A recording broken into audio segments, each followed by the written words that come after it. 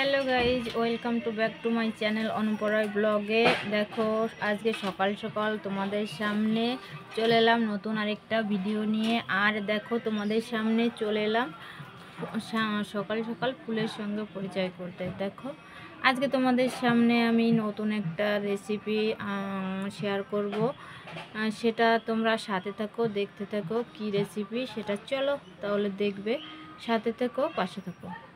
Guys, এই যে দেখো চলে এসেছি তোমাদের সঙ্গে কি রেসিপি শেয়ার করব সেটা নিয়ে। দেখো তোমরা কি দেখতে পারছো, আলু কেটে নিয়েছি আর নিয়েছি আড়াইশো না, 250 মতো মুসুরির ডাল নিয়েছি আমি। আর ডাল আর আলুর রেসিপি তোমাদের সঙ্গে শেয়ার করব। এটা খেতে খুব টেস্টি হয়। আর দেখো মাঝারি সাইজের কিছুটা আলু আমি কুচি কুচি করে কেটে নিয়েছি। আর এই যে ডালটা আমি নিয়ে নিয়েছি, এটা আমি একসঙ্গে রান্না করব। আমি তার জন্য দেখো কি কি উপকরণ লাগে সেটাও নিয়ে নিয়েছি। দেখো আমি এটা মশলা করব, তার জন্য আমি দেখো আদা, রসুন, মাঝারি সাইজের একটা পেঁয়াজ 4 ফালি করে নিয়ে নিয়েছি।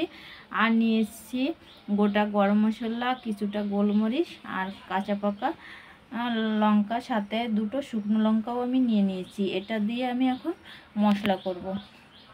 চলো তাহলে কিভাবে রান্না করব সেটা তোমরা সাথে থাকো আর দেখতে থাকো। চলো তাহলে মশলাটা করেই ফেলি। আমি এই যে মশলাটা মিক্সিতে দিয়ে দিচ্ছি। সবগুলো উপকরণ দেওয়া হয়ে গেছে। আর দিয়ে দিচ্ছি আমি এর মধ্যে গোটা জিরে দিয়ে এটাকে আমি মিক্সি করে নেব। দেখো মিক্সিতে দিয়ে মশলাটা আমি ধুয়ে নিচ্ছি। এই যে দেখো মশলাটা আমার রেডি হয়ে গেছে। চলো তাহলে এটা আমি একসঙ্গে মাংসর মতো ডালটাকে ভালোভাবে ম্যারিনেট করে নেব। চলো তাহলে চলে এলাম আমি মশলাটা করার পর। এই যে আমি একটা পাত্রে আলুগুলো ঢেলে নিলাম আর সাথে দিয়ে দিচ্ছি ডালগুলো। এই যে দেখো আলু আর ডালগুলো আমার দেওয়া হয়ে গেছে। আমি এর মধ্যে এখন মশলা মিক্সড করব। এই যে মিক্সিতে করে রাখা মশলাটাও আমি দিয়ে দিচ্ছি। যে দেখো মশলাটা আমার দেওয়া হয়ে গেছে। আমি এখন এর মধ্যে দিয়ে দেব পরিমাণ মতো লবণ, দিয়ে দেব হলুদ গুঁড়ো, আর স্বাদের জন্য দিয়ে দেব একটু চিনি।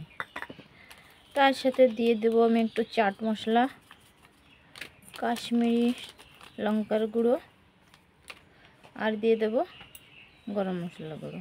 আমি সবগুলো উপকরণ একসঙ্গে ভালোভাবে মিক্সড করে একটু রেস্টে রেখে দেব।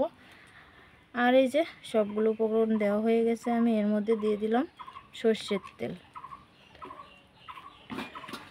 এটা সবগুলো উপকরণ দিয়ে আমি দেখো একদম ভালোভাবে ডালটা আর আলুটা ম্যারিনেট করে কিছুক্ষণের জন্য রেস্টে রেখে দেব। তারপর ফিরে আসব রান্না করতে। দেখো ডালটা আর আলুটা আমার ম্যারিনেট করা হয়ে গেছে। আমি কিছুক্ষণের জন্য রেস্টে রেখে দিচ্ছি, তারপর ফিরে আসছি কিছুক্ষণ পর। দেখো ফিরে এসেছি আমি কিছুক্ষণ পরেই। দেখো উনুনটাও আমি ধরিয়ে দিয়েছি আর কড়াইটাও আমার গরম হয়ে গেছে। এটা আমি রান্না শুরু করে দেব, ডাল আর আলু রেসিপি।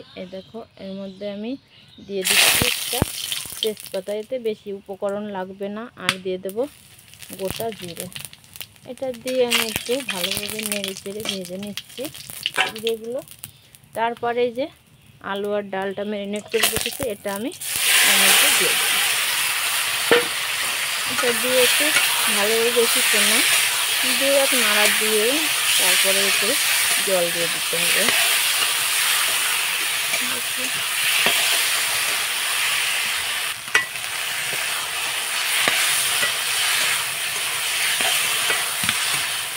দেখো আমি বেশিক্ষণ নাড়াবো না, এই যে আমার হয়ে গেছে এটা। এখন এর মধ্যে আমি জল অ্যাড করে দেবো। আর জলের পরিমাণটা একটু বেশি দিতে হবে, কারণ এই একবারেই আমার করে ম্যারিনেট করে একবারেই আমার ফোড়ন দেওয়া হয়ে গেছে। এটার থেকে ডালটা সেদ্ধ হবে, আলুটা সেদ্ধ হবে, আবার একটু হালকা গামাকা গামাকা ঝোল থাকবে। সেইভাবেই রান্না করতে হয় আলু ডালটা। আর এই আলু ডালটা করতে গেলে মুসুরের ডাল দিয়েই করতে হয়। অন্য ডালে কেমন ভালো লাগে কিনা সেটা আমি জানি না, আমি মুসুরের ডাল দিয়েই করি।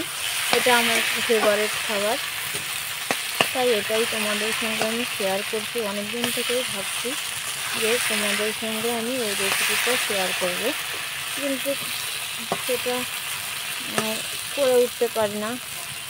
এখন আজকে আমি এই রেসিপিটা ভাবলাম, এখন থেকে উঠেই ভাবলাম যে এই রেসিপিটাই আজকে করব, তার জন্য এই রেসিপিটাই করছি আর তোমাদের সঙ্গে শেয়ার করে নিচ্ছি।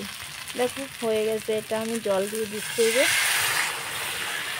একটু বেশি পরিমাণ জল দিতে হবে, কারণ ডালটা সেদ্ধ হবে, আলুটা সেদ্ধ হবে।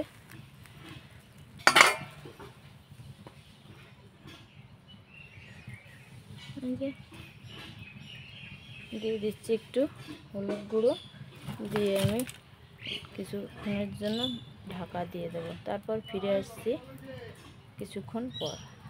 দেখো এই যে আমার ডালটাই ভালোভাবে পলক উঠে গেছে, আর এই দেখো আদা সেদ্ধ হয়েও গেছে।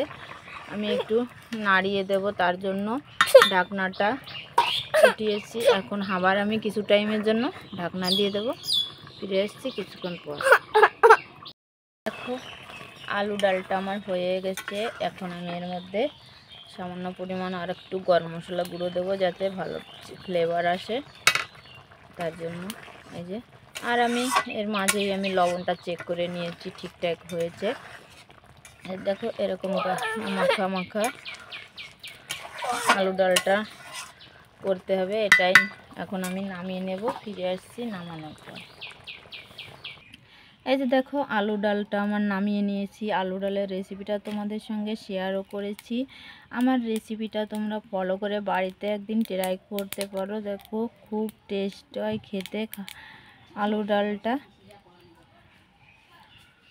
আমি কি যা যা উপকরণ দিয়েছি সেটা তোমাদের সঙ্গে শেয়ার করেছি। 250 গ্রাম ডাল নিলে আর কয়েকটা আলু নিয়ে এই রেসিপিটা ট্রাই করলেই হবে।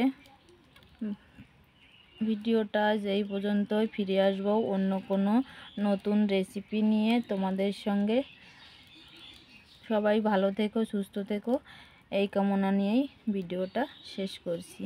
টাটা।